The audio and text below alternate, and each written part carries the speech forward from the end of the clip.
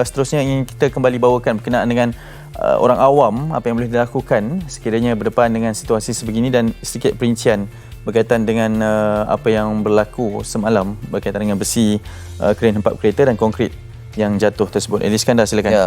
Okey, kita nak dapatkan maklum balas daripada Datuk Azizman alias Pengarah Jabatan Siasatan dan Penguasaan Trafik JSPT Bukit Aman Kuala Lumpur susulan insiden yang berlaku di Lebuh Raya SUKE ini, SUK ini di talian sekarang ini. Hello, Assalamualaikum. Ya, Waalaikumsalam. Ya. Datuk, apa khabar? Alhamdulillah, sihat. Datuk, terima kasih kerana sudi berhubung dengan kami. Barangkali dapat dikongsikan insiden yang tular ini kemudian difahamkan siasatan sedang dilakukan berkaitan dengan insiden dan kerja-kerja pembinaan dihentikan serta-merta. Bagi PDRM, apakah yang dapat dikatakan berdasarkan laporan yang dibuat? Okey, terima kasih. Saya pun sebenarnya bukanlah orang yang boleh mengulas secara langsung kerana kemalangan ni bukanlah orang kata secara langsung di bawah tanggungjawab jabatan saya lah, Siasatan dan Penguasaan Trafik. Tetapi tidak secara langsung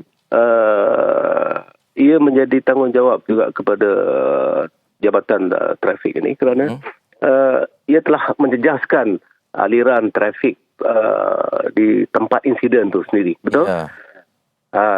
Dan ini agak malang kerana sebenarnya boleh dielakkan lah kiranya langkah-langkah keselamatan yang ketat yang saya rasa semua pemaju-pemaju lebuh raya telah faham dan ia dikawal selia dengan begitu ketat oleh pihak JKR, pihak Lembaga Lebuh Raya Malaysia ataupun Kementerian Pengangkutan, dan memang ada SOP keselamatan yang mereka kena patuhi dengan ketat.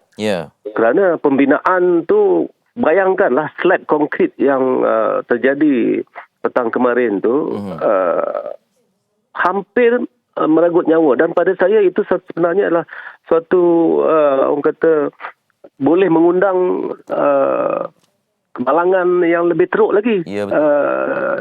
Kerana jika aliran trafik pada masa itu banyak kenderaan-kenderaan yang sedang membawa memandu dengan mungkin banyak di bawah itu, tetapi kerana sedikit bernasib baik wanita yang membawa kenderaan yang betul-betul di bawahan jatuh tu tidak orang kata mengalami apa-apa yang lebih teruk lagi lah, dan hanya mengalami cedera ringan sedikit dan kenderaan mereka remuk. Bayangkan kalau katalah ada kenderaan yang membawa banyak penumpang dan kenderaan itu betul-betul dan objek itu, slab itu jatuh betul-betul dan mungkin banyak nyawa, dan mungkin kenderaan-kenderaan lain yang cuba mengelak terbabas, dan mungkin banyak lagi nyawa. Ini sebenarnya yang amat bahaya, yang mesti orang kata pemaju-pemaju lebuh raya ini ataupun siapa saja yang membuat kerja-kerja pembinaan di situ bertanggungjawab.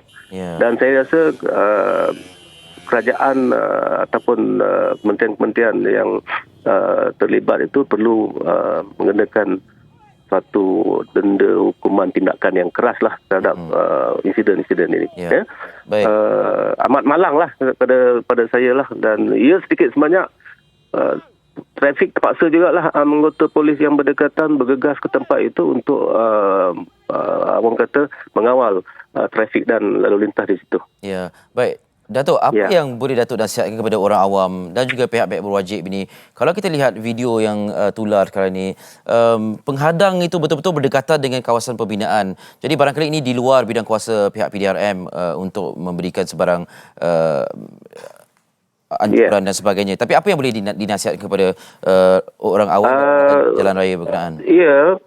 Memang perkara-perkara ini susah kita nak orang kata menjangkakan kerana laluan itu yang di bawah itu terutama pembinaan lebuh raya bertingkat ni sebab aliran trafik yang ialah sentiasa menggunakan jalan raya atau lebuh raya yang di bawah itu, mereka pun berdepan dengan risiko yang tinggi kerana tidak tahu apa yang akan terbang, jatuh, melayang daripada atas ni. Betul.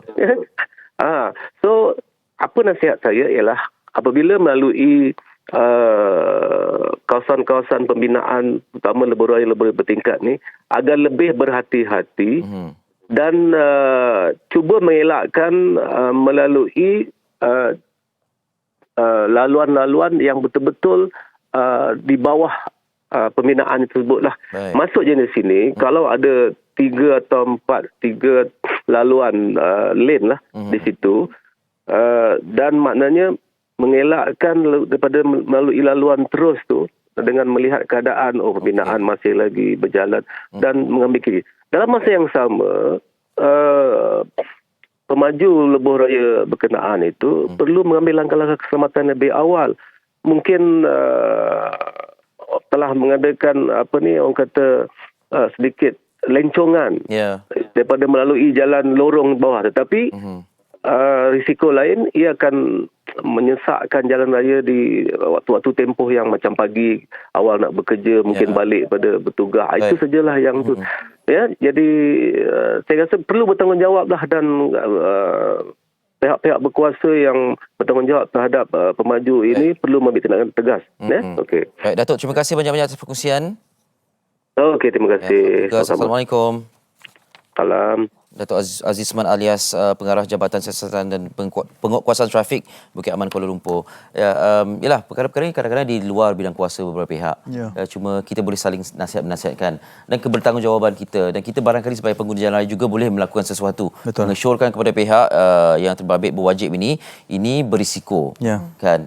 Jangan sampai ada insiden sebegini seumpama barulah kita nak mengambil langkah. Kita faham, kita bercakap tentang penyuraian trafik dan kelancaran trafik itu. Jadi laluan harus dibuka untuk berikan ruang untuk lebih banyak kenderaan lalu dan sebagainya. Cuma pada waktu tertentu, terutama dalam keadaan cuaca tidak menentu ini, insiden begini boleh berlaku. Jadi kita ambil iktibar daripada situasi ini.